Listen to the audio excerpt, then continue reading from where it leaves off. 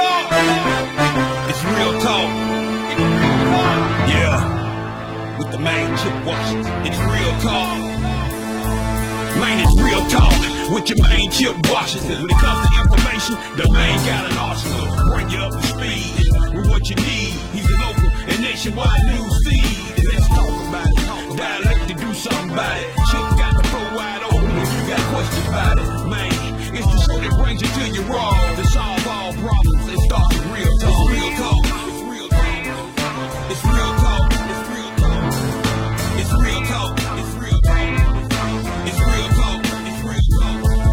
It's real talk. It's real talk. It's real talk. It's real talk. It's real talk. It's real talk. It's real talk. It's real talk. It's real talk. Yeah. Welcome to Real Talk with your host, Chip Washington. It's real talk. It's real talk. It's real talk.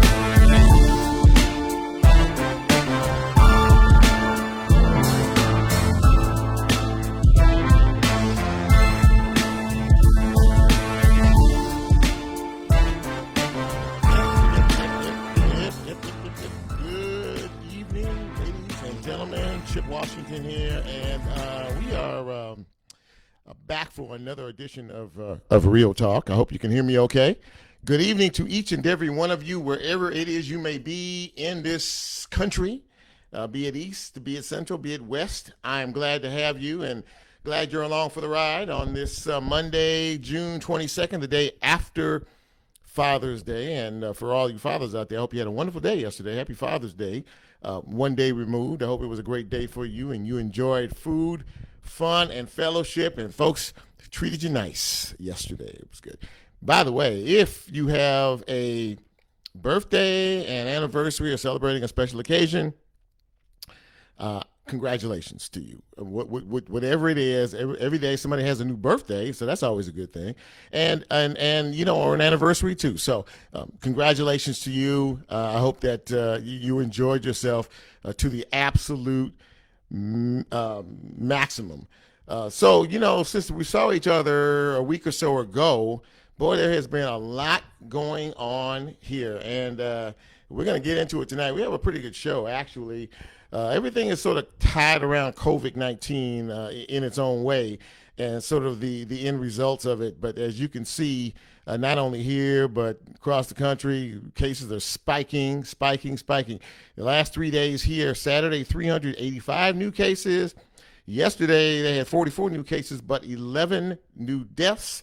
And today, 210 new cases of the coronavirus. And I got to tell you, I mean, it's hard to fathom this. And it's clear that folks are not adhering to the rules as they are stated. There is now a mask mandate if you live in the city of Memphis, or even going to the city of Memphis, whether you're inside or outside. You need to have a mask. Now, a mandate is not a law, so enforcement is something they're still trying to figure out. They hadn't done that yet. So in the meantime, these cases are going to continue to rise until something dramatic is done about it. One of the county commissioners, Tammy Sawyer, said today that, or over the weekend, that she was going to ask the health department and Mayor Harris about going back to phase one.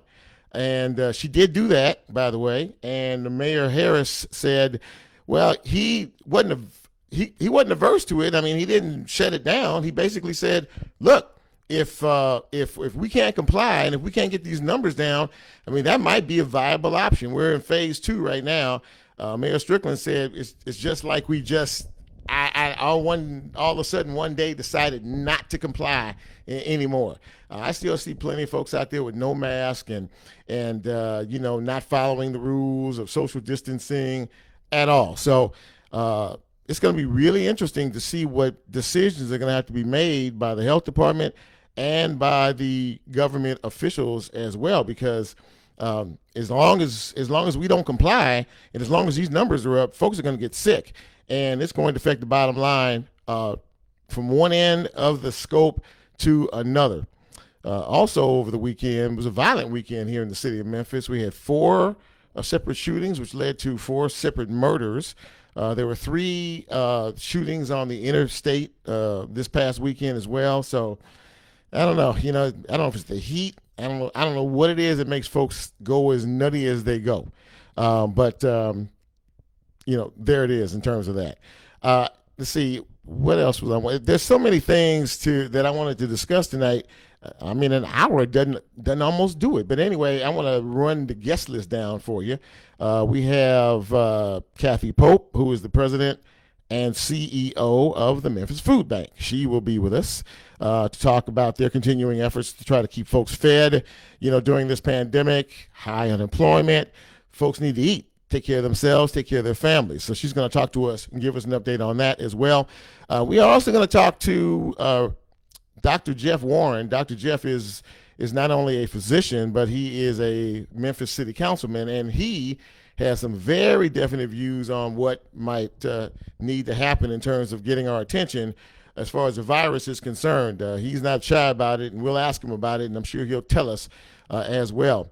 Randy Blevins will join me as we get into the second half hour of the show. He is the head marketing man as far as Memphis in May is concerned. He's the director of marketing, and obviously that Memphis in May first was postponed, now it's canceled, as well as the Southern Heritage Classic, and any other big time event in this city is going to be canceled. If they haven't canceled it already, it's coming. Trust me on that, it's coming.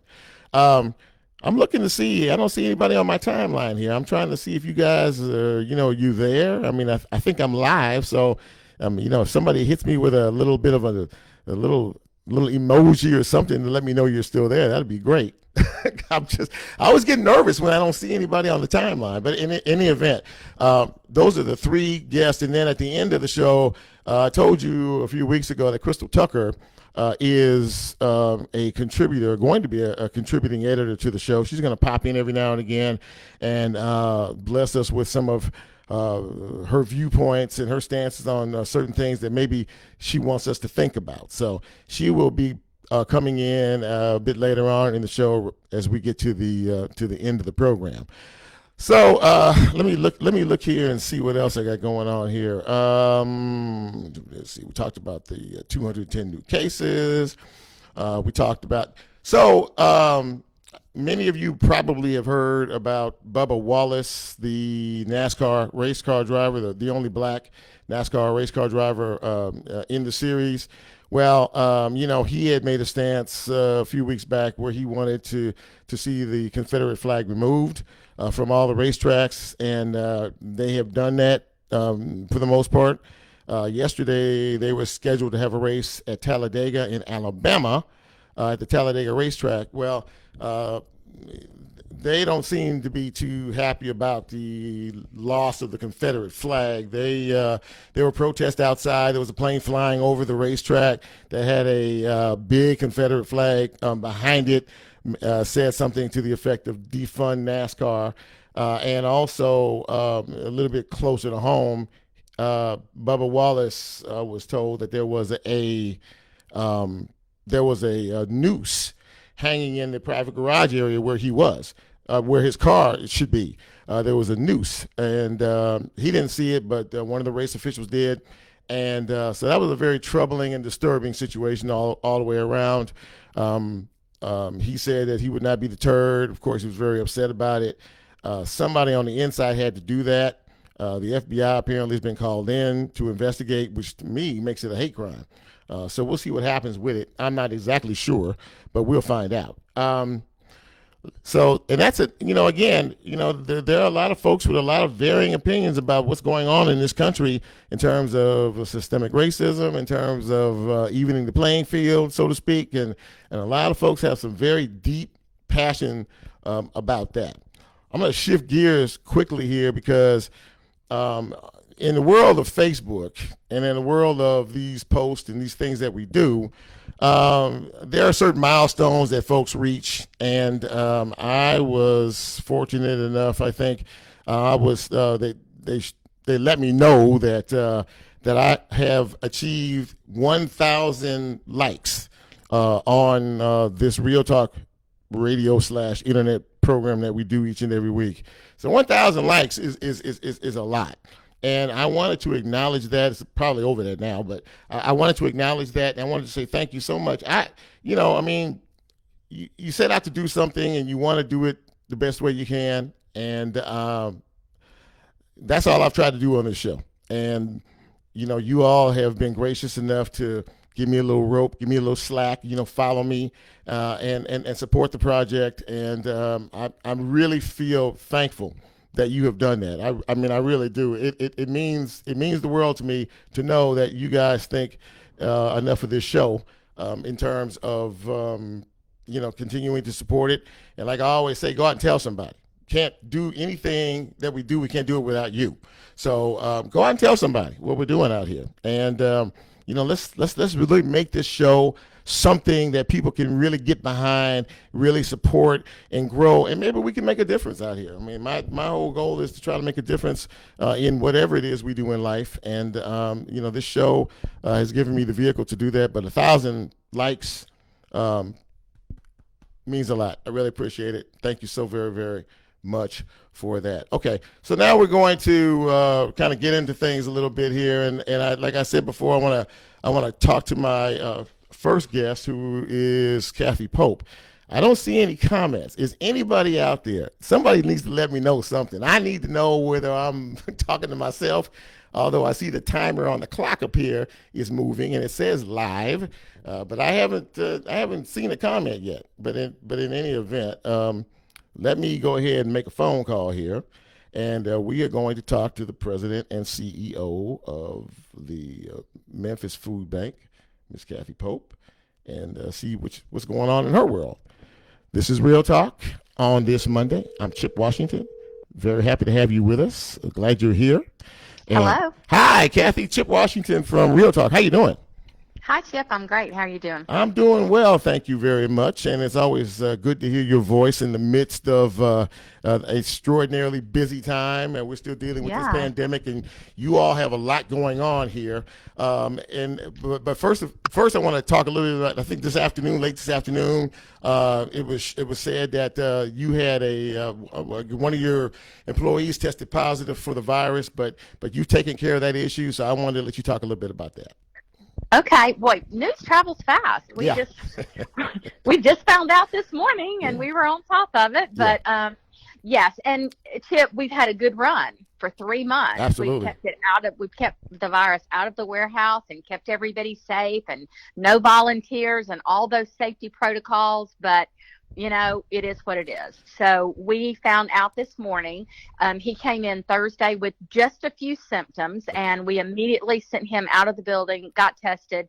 He's quarantined for the weekend. We found out this morning that he tested positive. Okay. So I was already in touch I'm in that task force with Shelby County and the health department in the city of Memphis. And so I spoke with Dr. David Sweat this later in the morning, and he kind of was guiding me through how you determine who needs to go home. Okay. And so I went through all of those questions with all of my staff, meaning, were you in close proximity with this staff person? Did you have a mask on? How long were you in proximity with him?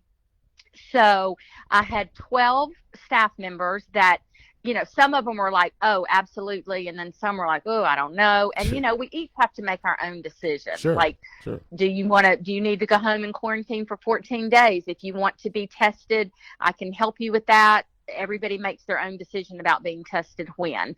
So we're perfectly fine. We've got 12 staff members, but we're making adjustments, and we're going to make it work, and we're still going to continue doing the work that we've been doing in the community. We are speaking with Kathy Pope. She is the president and CEO of the Mid-South Food Bank. And Kathy, every time I see or hear about the Mid-South Food Bank, and what the job that you all are doing and the partners that you are cultivating, not just all over the Mid-South. I mean, it really makes me just my heart full in terms of how you've been able to sustain this effort for months. And we don't know how long it's going to be.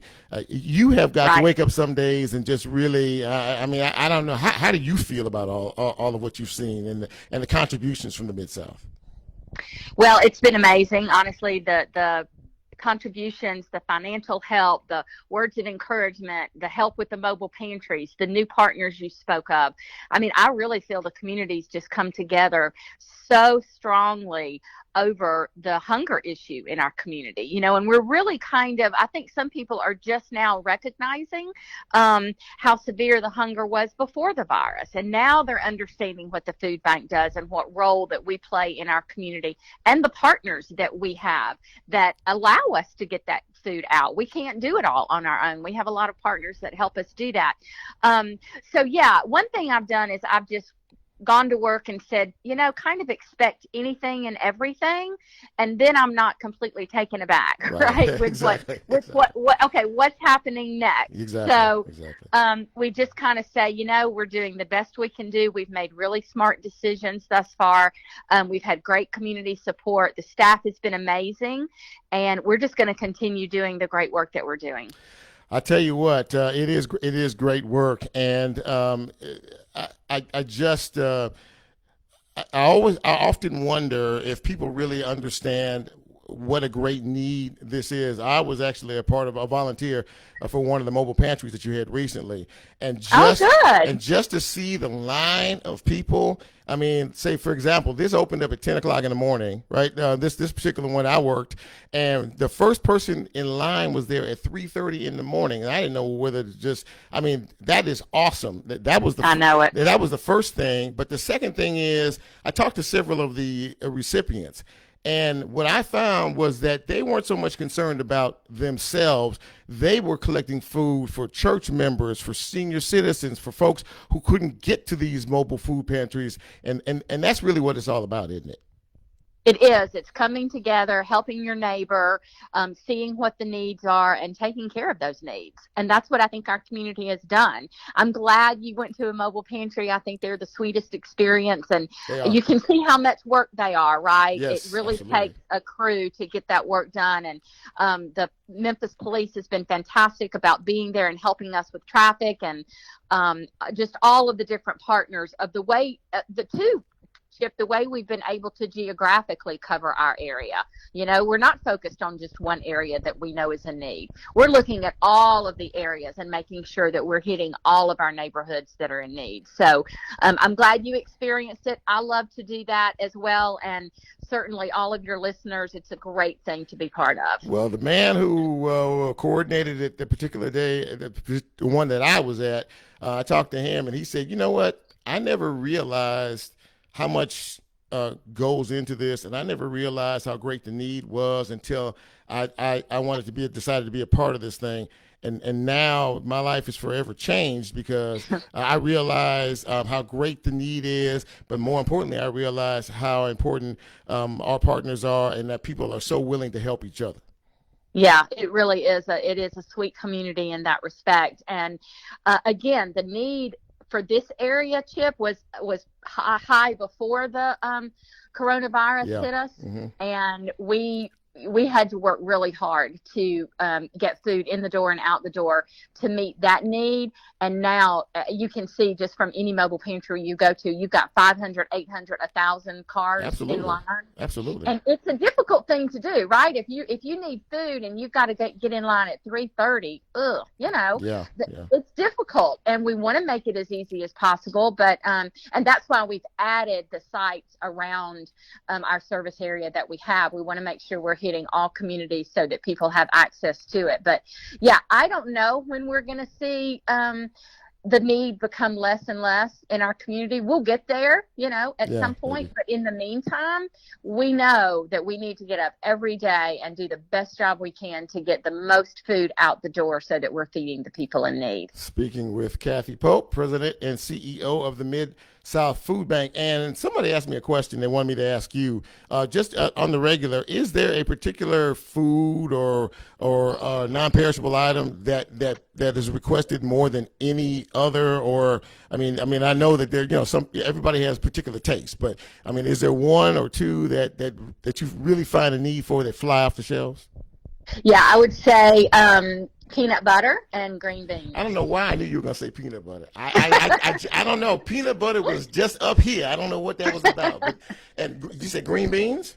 Yep, canned green beans. Really? Well, I mean, that just shows that folks are eating their vegetables. I like that. That's I a good know. thing. That's good. So listen, I always want you to before you leave me, I always want you to give people the information that they need because folks want to be a part of it. Folks want to give. We need everybody to give so we can give to everybody else. So give me the information that folks how they can be involved in this.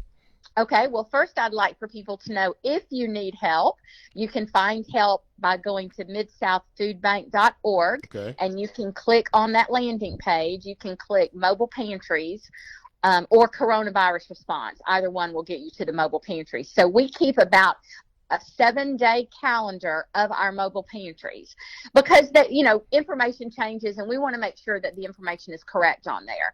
So even though we've got some planned into the next month, we're only posting the first 7 days or something. So you can find help there, Okay. or you can click find food by zip code and you can put in your zip code and that will pop up brick and mortar pantries that we partner with. All right. And then lastly, if you want to donate, you can click the donate button and we make it very, very easy to give. And when you get all of that money together, even though you think, well, I mean, I've only got $10 or $100 or whatever it is, every dollar you donate, we can provide 3 meals for our community. Amazing. So when you add all the littles up, it makes a big difference. And I will tell you, Chip, I spend a lot of time on the weekend signing my thank you letters because I want to make sure that we're responding to our donors. And it has been an unbelievable outpouring of support for the food bank. It's really been amazing. And a lot of it is, they're just $10 or $100, but that is so important for our community. Well, I'm going to tell you right now, and I'm looking at my timeline here. Michael R. Williams has checked into my show. Mike has a show, and and I check his show out, but he's checking out my show, and he says, thank you guys for all that you do. And he understands, being head of the union, that a little bit goes a long way. So he's giving you props over here as well. So I just wanted to make sure that you knew that before we hung up. Well, thank you. Yeah. Thank you for that. Well, listen, and thank you for, again, taking time to talk to the Real Talk audience. And we're here for you anytime. And you we know how to reach each other. So anytime you need me or anytime you want to come on and give us an update, you are more than welcome. We thank you so much. Thank you so much, Chip. It's a pleasure. Thank you so much. Bye-bye. All right. Bye. Well, there you go. Kathy Pope, President and CEO of the Mid-South Food Bank. And it does go a long way. These contributions, I mean, it takes, people say, well, a little doesn't translate, but a little means a lot, especially when you don't have anything. A little means a lot. So, you can give and give and know that whatever amount it is that you give, first of all, you're not going to be judged. And second of all, down to the penny, they can make that dollar last and can feed folks who are really in need of food, particularly now as we are dealing with this pandemic. And as we've been talking about this, there has been an increased level of, angst maybe in terms of the numbers that have stepped up, and I see my next phone caller is asking the question. So I'm about to call him right now, which is Dr. Jeff Warren. He is our physician, and he's also our city councilman as well. He has not been at all shy about what we need to do. I'm dialing him right now. Hello? Dr. Jeff Warren, Chip Washington. How are you, sir?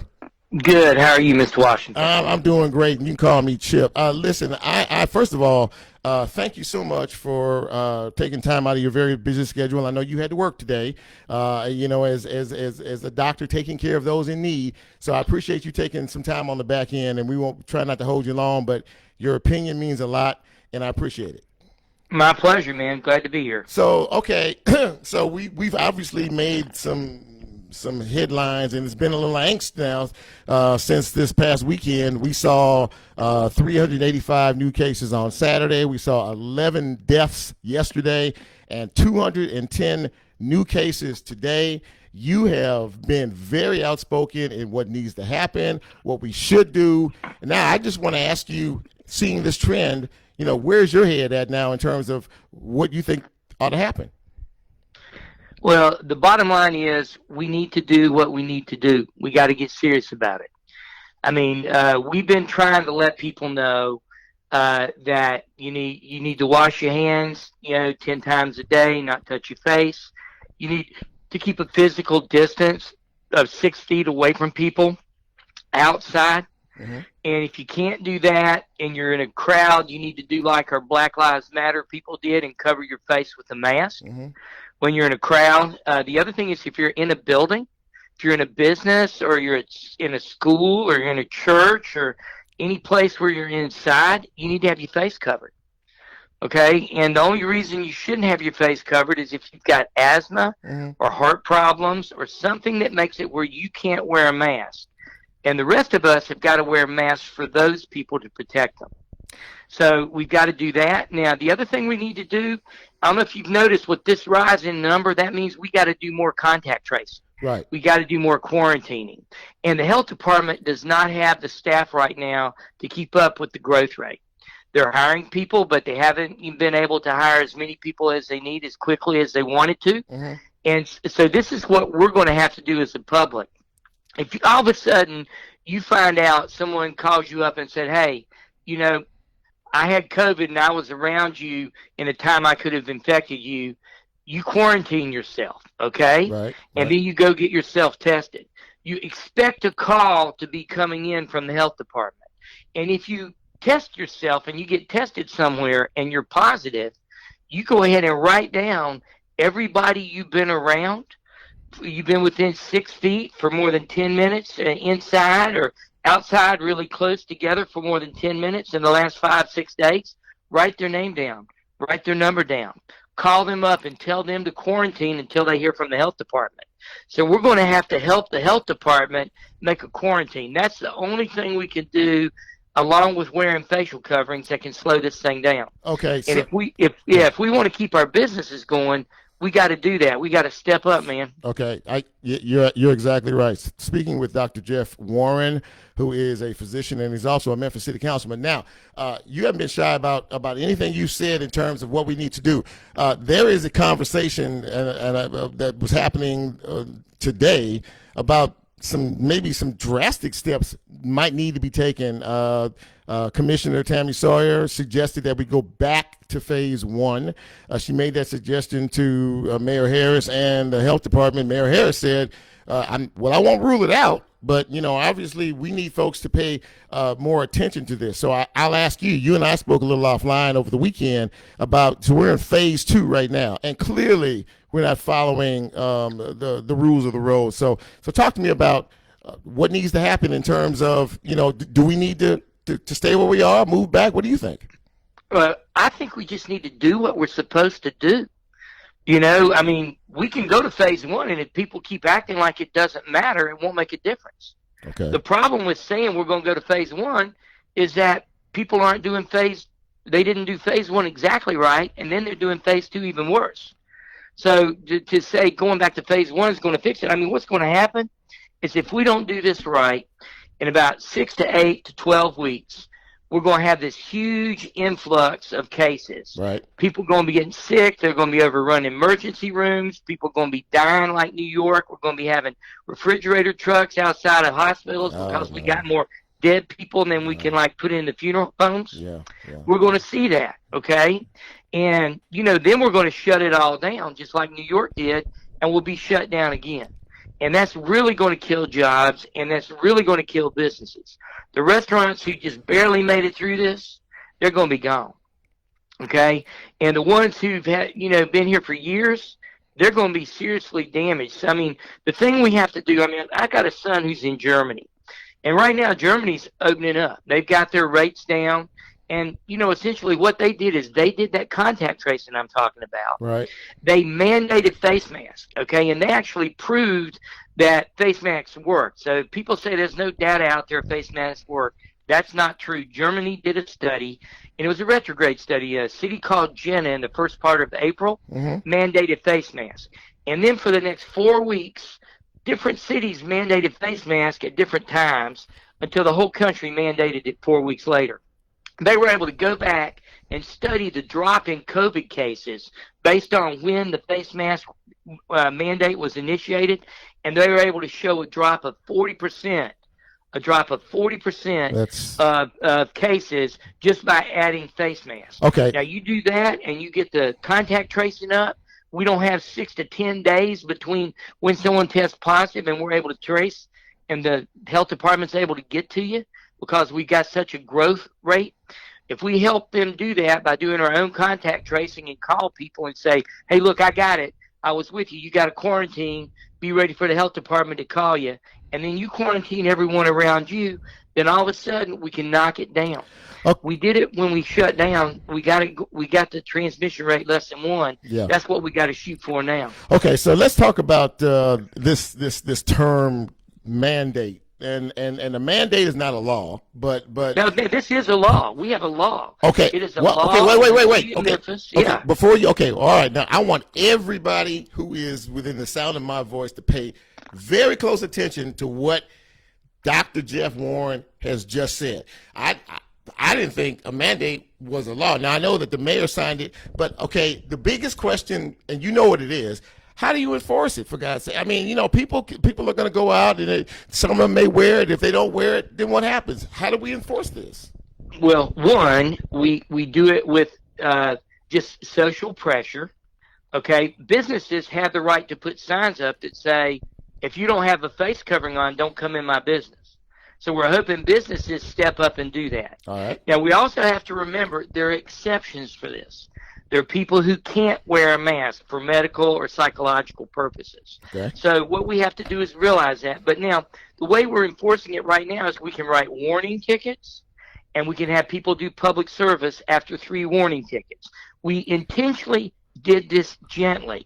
We have the ability, if we see people aren't doing this after 2 or 3 weeks, to go in and start putting in fines. And we can add fines, and we can make this a Class C misdemeanor. So we can add that, but we don't want to do that.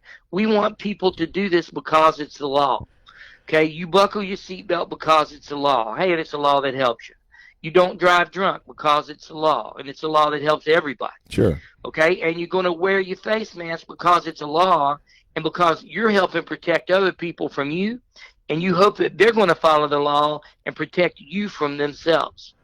That's how this works. Well, you kind of taught me a little bit of something in reference to the law aspect of this. Social pressure, as someone said, Jackie Webb said, social pressure will help.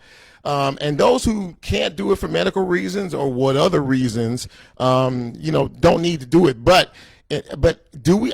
But honestly, again, and I'm pushing back a little bit because I know a lot of other folks have this same question. Do we have enough? Law enforcement. I get the restaurants. Here's the thing. This is going to end up being enforced by the health department to a certain degree. Well, okay. They're going to be able to go in and shut down restaurants. They're going to be looking at masking in restaurants and seeing what people are doing. And if they're not doing it, they're going to get some warnings. They're going to get some education. And then they're going to be closed down just like they would if they had bad food hygiene. This is bad infection hygiene in a public place. So that eventually can happen. Okay. The other thing that you've got right now is, guys, if you want your business to survive, you're going to have to protect your employees. All of a sudden, you're not doing this. You're not making your employees wear masks. 2 people come in, they got it. They infect half the people in your shop. Right. Now you can't work. Right. Because you've been closed down. Because all your employees are on quarantine for 14 days. Yeah, that's true. Okay, that's true. True. That's what's going to happen, and that's how this thing works. You got to remember. Here's what you got to think about. If you have a lily pad and you put it in a pond, okay, and every day that lily pad doubles, right? Yep. And in 30 days it fills a whole pond. What day is that pond half full? Well, you think about it, and you go, well, what, day 15? No. That pond is half full day 29. Okay? Yeah. So up until you get to about day 23 or 25, you don't even see the lily pads. Right, exactly. So that's what this virus is doing, is sort of sneaking in on us, and when it hits, it closes us down. So we have this chance to make it work. Now, the other thing, too, is think about Memphis. How much of our community is involved in tourism? Well, quite a bit. Quite a bit. Yeah, a whole bunch, right? Yeah. We got a bunch of people. Mhm. And so, if what we do is we become known as a city that took this seriously. So when you go out to a bar, you go to a restaurant, this is how they do it in Germany. If you're in a line in a restaurant trying to order, you put your mask on in the line. You order with your mask on. If you walk in to sit down, you keep your mask on, you do your order. When your food comes, your drink comes, you take your mask off and you eat. Okay. Then you put your mask back on and you leave. Okay. Because you're protecting everybody around you. If we're doing that, there are plenty of people in this country that are wanting to go somewhere. They want to go somewhere they know is safe. And if all of a sudden we show we've got a reduction in the growth rate and we got a negative transmission rate here, and everyone in the hotel industry and everyone in the restaurant industry and everyone in our tourism industry is really serious about covering their face and protecting each other, I guarantee you we're going to have people come. And if we don't, there are people out there that say, man, I don't have to die for someone who's crazy and doesn't want to put a face mask on. They can go out and kill other people. They're not going to kill me. Wow. And that's why people are not going to restaurants. Well, you have given us a lot of information. I have to go, but I got to tell you something. You have made it pretty plain and pretty clear about what we need to do. You can either pay me now or pay me later. One of the two. Hey, listen, man. And right now, we're getting ready to pay a lot later. Yeah. We got to straighten up, and we got to fly right, and we got to do it in the next 2 to 3 weeks.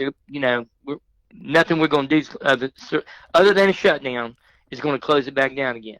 So we got to get serious with this. So remember, wash your hands, keep your distance. The other thing is, if you're sick, if you think you're sick, stay home. Don't go to work. Right. Go get tested. Right.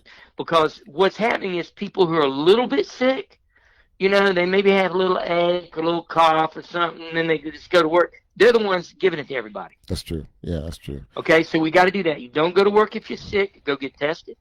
Okay, and the other thing you do, measure your contacts. If you test positive, call them, tell them to quarantine, tell them to expect the health department to call them, and realize that the health department's behind the 8 ball. They're still trying to hire enough people.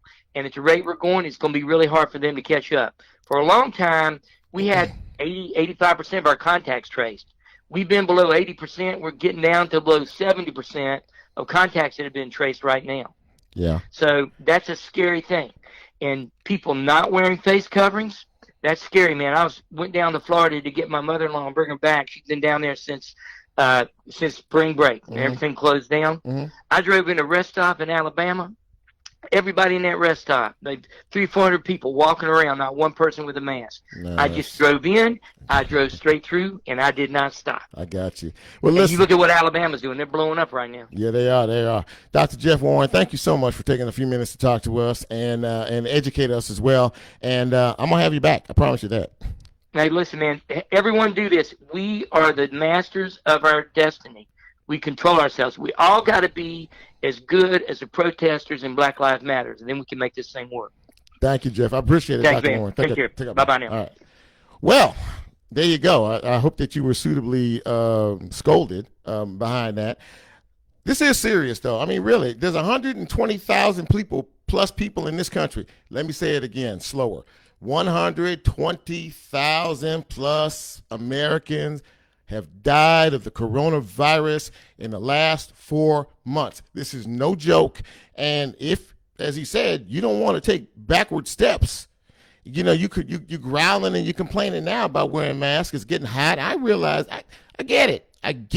But I want, once again, you can pay me now or pay me later. And speaking of that, the economic toll on this city has been really, really great in terms of what has been canceled. He talked about tourism and things like that. Well, we're going to get a perspective from someone who can tell us best what we're dealing with, and he is Randy Blevins, excuse me, and he is with Memphis in May. Of course, they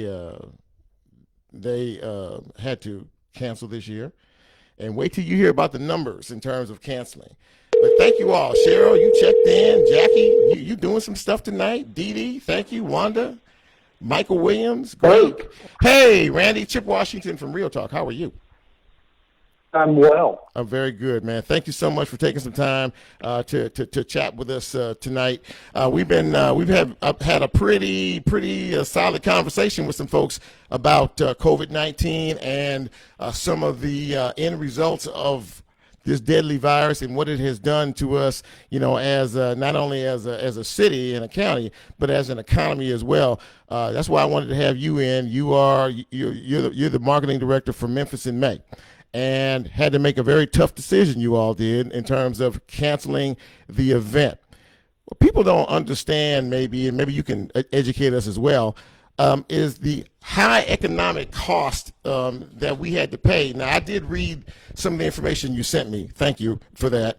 For example, last year the festival grossed $12.2 million. The Music Fest $4.9 million on attendance, for a total economic impact of $149 million that we will not see this year. Talk about that. Thanks for having me on. And yes, you're right. It was a very difficult decision. This is the 44th year for Memphis in May. Memphis in May has been around for a couple of generations now. Yes. And for the first time in 44 years, we've had to cancel the event. We've had to move it. We moved it when the flood happened in 2011. You might remember. Yes. But we've never had to cancel it. So it's a big deal. For us to have to be forced to cancel it. That's what this pandemic has done. We are a reason to celebrate. We bring people together, and it's something that helps differentiate Memphis from all the other cities in the country and around the world. But it also has, as you mentioned, a very strong economic development component. $149 million. It's something that it was the most recent economic impact study. We bring over 200,000 people to downtown Memphis to enjoy our music, our food, our barbecue on the banks of the Mississippi River. Yes. And, people spend money to come down here. There are hundreds and hundreds of people, thousands of people that literally they depend on Memphis and May to put food on the table. When you look at the equivalency for full-time jobs that 149 million brings in an annual impact, that's the same thing as just a little over 1,400 full-time jobs. Wow. And that's from us bringing the event to the city. And proof it's gone. We were well on our way in March when we had to pull the plug on this and really tried to reset it for October. Of course, the pandemic had other plans for us. So it's important.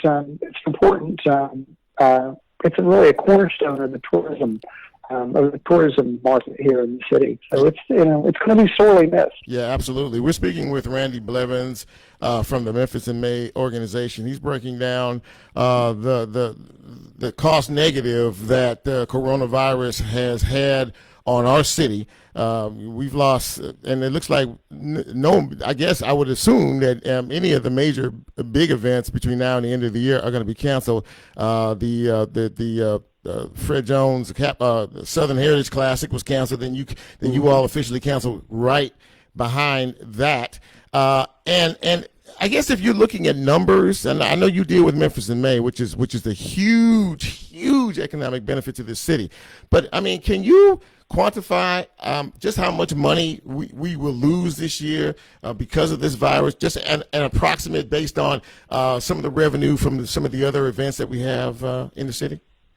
I don't think there's any way, really, sitting at this point now, that you could almost accurately you could actually make that estimation. You could look at what we've lost up until this point, perhaps. Yeah. But really, this is such a global phenomenon. It's so comprehensive. You really almost have to have an economic team really to go in and start tallying up everything, because it's like someone came in and kicked the monopoly board. I mean, everything is just the impact is very, very, very strong. Hopefully people will begin to pay attention to the recommendations and at least try and stay home so we can get past this and get things back going up again. The good news is there's a lot of people working on this pandemic, working on the virus. Yeah. And when we get past this, we're missing Memphis in May for this year. We're missing the Southern Heritage Classic. We're missing an entire season of sports. Yeah. The baseball's not going. The NBA is, we'll be starting late. When we get past this, that demand will still be there. Yeah. Before the pandemic hit, the concert industry was seeing a year-over-year increase into somewhere in the neighborhood of, I think, 20 to 30%, if memory serves me right. Unbelievable. And we were heading into a year-over-year, another gangbuster year, and that demand's not going to go away. People still want to see live music and attend events, and I'm convinced that when we do come back, we're going to come back. The concerts and major events and festivals are going to come back stronger than ever because, number one, the demand was there in the first place. And number two, absence makes the heart grow fonder. People are going to be really ready for a party and really ready to enjoy live music again. Yeah. And I think that I think that if we can hunker down and get past this, we're going to have a big celebration on the river come next May. Now, let me ask you something. We're speaking with Randy Blevins from the Memphis in May organization. How soon do you start planning for next year? Okay, we know this year is a wash. So how soon do you start planning for next year's events? Well, we're in a unique situation this year because of the pandemic. Normally we would start, July, August, start some pre-planning and then start working in earnest, really September, October, and actually start the booking process, early booking, August, September, October, for Bill Street. And of course, for the barbecue cooking contest, people begin planning for that in the fall because so many people have to travel. This year, though, because of the pandemic, so many of the artists have stopped performing. Right. The tours that would normally be traveling across the country and across the world have just completely stopped. True. And so we're in a holding pattern, really all across the world with regards to live entertainment right now.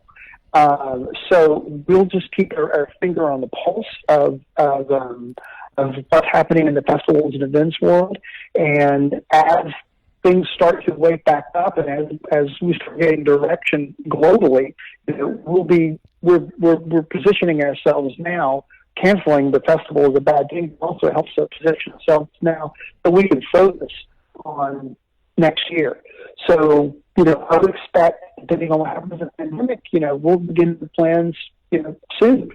It doesn't seem like seems like a long way away when you say August, but really it's not that far away. Yeah, that's true. So August, September, we'll begin looking at this, and it's going to be pandemic dependent. There's going to be a lot of changes next year. Oh, I'm sure. I'm sure that everything that happens once we get past this is going to be a new normal. But Randy, thank you so much for coming on the show and explaining to us how all this works. And we took a big hit this year, but hopefully, we can get serious about it and look forward to 2021. Well, we're pressing pause for this year. Yes, sir. But next year is our 45th anniversary, and we're going to make it something special. Thank you so much. Well, we look forward to that. Absolutely. Randy, thank you so much for taking some time to talk to us, and we'll talk again soon. Thanks, Chip. Thank you, man. Wow, that was, and it's not just, about being petty about wearing a mask. This has legs far beyond what any of us can comprehend. And when you lose $145 million in revenue from an annual event that you don't have, and that's just Memphis in May. I mean, Fred Jones' Southern Heritage Classic event brings millions and millions and millions of dollars into this city as well for a 4-day event. So we're talking enormous amounts of money that this city will not get in revenue. So once again, Dr. Jeff Warren laid it out. It's a law. again, they're gonna have to really try to do all they can to enforce it. But it is a law, and again, if we want to get back to a semi new normal in this city, in this county, we're gonna have to buckle down and do what we need to do, or they're gonna lock us down again, and you guys are gonna really go crazy. Now, as I round third and head to home, I think I told you before, Crystal Tucker, aka Red Velvet, is a show contributor. She if you if you've ever seen her on Facebook, and she's been in Facebook jail a few times because she gets really passionate, but she will lay out certain I don't know, facts, certain topics of conversation that will make you think, and she doesn't mind scolding you in the process. So I'm about to get her on the phone right now as my show show contributor, and we're gonna see what she talks about tonight. I think it's gonna be a pretty in-depth conversation, so we're gonna call her up right now. This has been a great show. I hope you guys think so as well. We have done a lot, we've talked a lot, we've learned a lot, and I really appreciate you being part of it on this Monday. Let's see if Miss Crystal will answer. Okay, that's 3 rings now.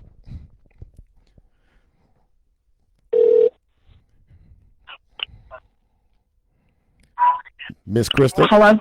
Miss Crystal, it's Chip Washington. How are you? I'm fine. How are you? I'm doing just great, and I set you up nice. I told everybody that you were going to come at us tonight and give us your commentary on your subject of interest and educate and inform us all. So, without further ado, Crystal Tucker, aka Red Velvet, the floor is yours. I want to say hello to all the people listening in Memphis. Memphis was where I lived for 5 years. I still have friends there. And I want you all to be especially mindful of how this virus can be shed even when you're asymptomatic, because I have the most precious and adorable granddaughter that still lives in Memphis. So I still have a very, very strong connection and love for the city of Memphis. Mm-hmm. And that relationship with Memphis made me very sad to see some things going across my timeline on Facebook. Facebook can inform you about a lot of things. If you have a vast following and you click on some of their pages, you learn a lot. And when I was saddened to know that there were more than 9,000 evictions about to be processed in the city of Memphis. Mm-hmm. About a week or so ago, because a lot of people believe that the moratorium for the halting of rent is just simply over because it's been more than 60 days. I think it was in March. So you went through April and May, and now it's June, and they believe that the moratorium is over. Right. And a lot of unscrupulous landlords would want you to believe that now that the city is reopening, that you either pay up or get out. And that is simply not the case, because there are some people who are not being completely honest with the renters. And if you don't know, you don't know.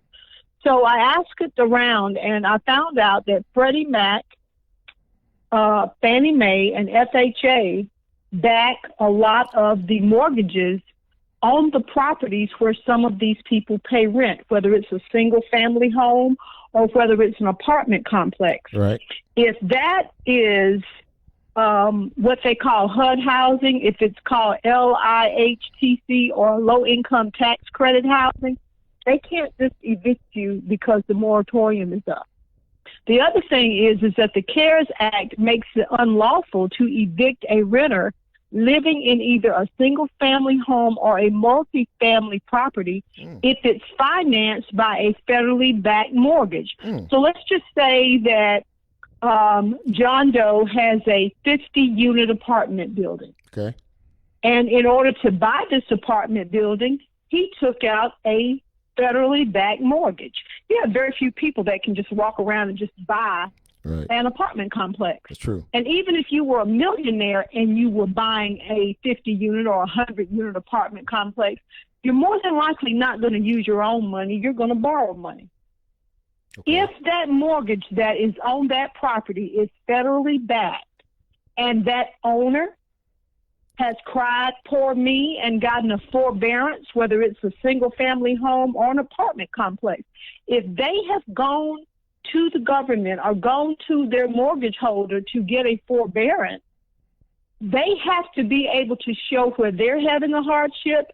And if they get a forbearance and they don't get foreclosed upon, they also have to grant you that same mercy and can also use proof of their tenant's mitigating circumstances to prove their mitigating circumstances. Does what I'm saying make sense? Because I want everybody who's hearing this to understand it. If you rent an apartment from me and I have gone and said, this COVID crisis has affected me financially, I can't make my mortgage on my apartment building. Right. I can't turn around and then evict you. Your hardship and my hardship both can be used in order to gain that forbearance. And while I'm in that forbearance, I cannot evict you.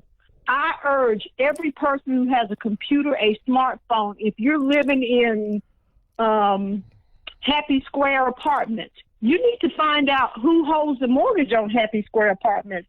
Because if it's a federally backed mortgage or if it's a tax credit property, they cannot just evict you because they're still in a period of forbearance themselves. Does that make sense what I said? It makes sense to me, and I'm sure it does to the folks out there listening. That was some powerful stuff there, and I think that people really need to listen and pay attention for their own good. And I appreciate you educating us tonight. I really do. Absolutely. The CARES Act is a 350-page document that the average person is not going to read. True. And it's not that makes them illiterate. It's just that we don't go around reading all the legislation that's passed. But to everybody that is listening, do some research on this topic. Find out about it. And if you're not affected, someone you know may be affected. Educate them. Share this information on your Facebook pages. Tweet about it. Text about it. That if your landlord has a federally backed mortgage on the property you live in, or if it's a low-income housing tax credit property, you may have a little bit more time than you thought you had. Well, very, very good. That's some very good counsel, and that's some very good advice. Thank you, Miss Crystal Tucker. I appreciate you. All right, and thank you. Look, I have the coolest shirt that I hope you post the pictures of me in, and I hope the rest of your audience gets theirs. They may not be able to get a red one like me, but I hope that you will take advantage of the marketing and this great community show here in Memphis and get your gear so that you can be dressed for the occasion every Monday from 6 to 7. Yes. Thanks a lot, Yes, Chip. ma'am. Take care. All right. Crystal Tucker, a.k.a. Red Velvet. Boy, I tell you, and honestly, that's some real good advice because I do know the courts are back in terms of this whole deal with the financing and I mean these foreclosures and that's a real thing. It really is. And if you fall into that category, do your homework. You need to know and understand that you do have rights. And in order for you to be able to exercise them, you need to do some research and some homework because this pandemic has caused all kinds of issues for a lot of folks. And quite honestly, there are people right now trying to figure out, what's next. I'm talking about like where they live. I know that MLGW is going to they put a moratorium on disconnects, but that ends on August 3rd. So again, a lot of you have to start paying attention to and I hope you watch the news and I hope you listen to what's going on out here because if you don't, then you're gonna being uninformed is no excuse when you have shows like this.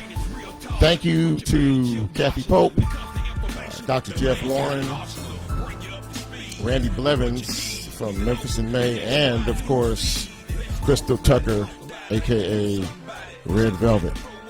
Thank you all so much for giving me a little bit of your time on Monday evenings. And if you like what we do, go out and tell somebody.